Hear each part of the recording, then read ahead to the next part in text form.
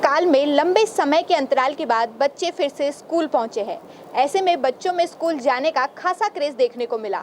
तो वहीं दूसरी ओर कुछ परिजनों को अपने बच्चों को वापस स्कूली माहौल में ढालने में कई परेशानियों का सामना करना पड़ रहा है। लेकिन इस लंबे अंतराल के बाद बच्चों की मानसिकता पर क्या कुछ फर्क पड़ा है? क्यों निजी स्कूलों की बजाय सरकारी स्कूलों की ओर रुख करने लगे हैं बच्चे? मनोज शर्मा की ये रिपोर्ट देखिए।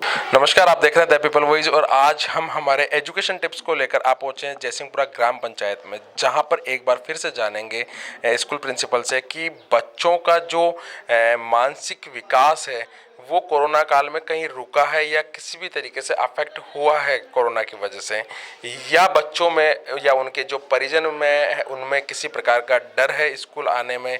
इसके बारे में विस्तृत जानकारी के लिए हम जुड़ते हैं प्रिंसिपल साहिबा से। मैडम, कोरोना काल के बाद में जैसा कि देखने में आया है कि पेरेंट्स है कहीं ना कहीं अभी भी उनके मन में डर है बच्चों को स्कूल भेजने के प्रति। क्या ऐसा कुछ नज़र आया है यहाँ पर कि उनके परिजन है जो अभी भी घबरा रहे हैं या बच्चों में किसी प्रकार का कोई डर है? देखिए, ऐसा है कि पढ़ाई के लिए बच्चे और पेरेंट्स सभी बहुत उत्सुक थे और कोरोना पीरियड में जब वो नहीं आ पा रहे थे तब भी वो बार बार बच्चे फ़ोन करके हमारे टीचर्स को कह रहे थे कि हम लोग आना चाह रहे हैं, कब आएंगे। एक डर तो उनके पेरेंट्स के मन में और टीचर्स के मन में, विभाग के मन में, सभी के मन में डर था। लेकिन पढ़ाई से जुड़ाव रखने के लिए हमारे विभाग ने डिफरेंट प्लेटफॉर्म्स पे उनको पढ़ाई से जोड़े रखने के लिए कई प्रयास करें। एक स्माइल करके प्रोग्राम जो social media interface for learning engagement का हमारे प्रोग्राम है, उसमें क्या है कि हमारे जैसे शिक्षा वाणी, शिक्षा दर्शन और एक ई कक्षाओं का 6 से 12 की कक्षाओं के लिए हमारे विभाग द्वारा कई टीचर्स द्वारा तैयार किए गए वीडियोस हम लोग शेयर करते हैं और बच्चे उनको बहुत अच्छे से देखकर ऑनलाइन स्टडीज़ शुरू कर रखी है। क्विज़ उनके वीकेंड में क्विज़ होते हैं, उनके आंसर देते हैं पुष्ट दीक्षा पोर्टल और कई सारे विभिन्न प्लेटफॉर्म्स ऐसे हैं जिससे कि उनको बच्चों को पढ़ाई से हमने जुड़ाव रखा है। और बच्चे पढ़ाई से जुड़ाव रखते रखते अब जैसे जैसे स्कूल शुरू हुए हैं तो बच्चे 1-2 दिन डरे भी थे। फिर उन्हें लगा कि सोशल डिस्टेंसिंग, मास्क वेयरिंग और सैनिटाइजेशन की पूरी व्यवस्था है। हैंड सैनिटाइज करके क्लासेस में बैठते हैं, टीचर भी उन्हें अवेयर करते रहते हैं। तो अब उनका डर बिल्कुल खुल गया है। और एक समय था जिस समय में क्या होता था कि गवर्नमेंट स्कूल में कोई भी जो परिजन है बच्चों को, जो सक्षम परिजन है वो उनको भेजना नहीं चाहता था। लेकिन कहीं ना कहीं अब एक जो है लोगों की सोच में बदलाव हुआ है, अपने बच्चों को गवर्नमेंट जो स्कूल से उसमें भेजना शुरू हुआ। तो किस प्रकार के नए आयाम शुरू हुए हैं गवर्नमेंट स्कूल्स में और किस तरीके की नई जो सुविधाएं हैं जो बच्चों को मिल रही हैं? कई पहल हमारे विभाग ने ऐसी करी है सर, आपको मैं बताती हूँ कि उससे जो प्राइवेट स्कूल और गवर्नमेंट स्कूल का असली फ़र्क पेरेंट्स को पता चल गया है कि प्राइवेट स्कूल में कॉम्पिटेंट टीचर्स इतने नहीं हैं जितने सरकारी स्कूल में हैं। माना कुछ सुविधाएं वहाँ पर ज़्यादा हो सकती हैं, लेकिन सुविधाओं के लिए हमारे को एक भामाशाह नाम का एक ऐसा वरदान प्राप्त हो गया है जिससे कि हम अपने स्कूल का लेवल काफ़ी सुधार रहे हैं। आज ही मेरे एक भामाशाह ने फर्नीचर उपलब्ध करवाया है। हर क्लास में अब मेरे फर्नीचर होगा, बच्चे कोई दरी पट्टी पर नहीं बैठेंगे।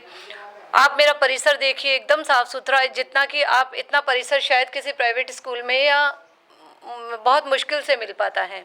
तो अब परिजनों का वो जो व्यवहार था अब थोड़ा हमारे प्रति सुधर गया है, या ये कहो कि उन्हें समझ आ गई है कि यहाँ पर हमारे यहाँ पे बोर्ड उन्नयन के लिए अभी कार्यशाला, फीडबैक कार्यशाला हुई थी 2 दिन पहले हमारे यहाँ 17 तारीख को। तो उसमें हमारे बोर्ड परीक्षा के लिए सतत प्रयास किए जा रहे हैं और उनके काफ़ी अच्छे रिजल्ट हम देख रहे हैं इस तरह की वर्कशॉप के आके। और हमारे बच्चों का जो सब्जेक्ट के साथ में डर था, साइंस और मैथ्स जैसे सब्जेक्ट से डर था, वो डर काफ़ी खुल गया है। बच्चे इतने कंफर्टेबल हो गए हैं, टीचर्स बहुत कॉन्फिडेंट हो गए हैं और इसका असर जो है रिज़ल्ट पे देखने को मिलेगा। तो हम लोग काफ़ी कमिटेड टीचर्स हैं, हमारे टीचर्स, हमारा विभाग, और मुझे नहीं लगता कि ये प्राइवेट स्कूल वाले हमसे ज़्यादा कुछ कर पा रहे हैं। पहले मैडम जैसे कि बताया जाता है कि पहले के समय में जो टीचर्स थे वो बहुत ज़्यादा स्ट्रिक्ट थे बच्चों को लेकर, जैसे बच्चों के ऊपर हाथ उठाना वगैरह वैसी घटनाएं होती थी गवर्नमेंट स्कूल्स में। लेकिन क्या अब एक फ्रेंडली नेचर जो बच्चों के प्रति है, बच्चों के साथ में जो फ्रेंडली नेचर है जिसकी वजह से आज बच्चे आना पसंद करते हैं, टीचर से लगाव हो जाता है, तो किस तरीके का नेचर आप यहाँ पर क्रिएट कर रहे हैं आपके? देखिए पहले क्या होता था कि मुझे लगता है कि शायद विभाग भी स्ट्रिक्ट था, सब कोई एक आदेशात्मक भाषा का प्रयोग किया करते थे।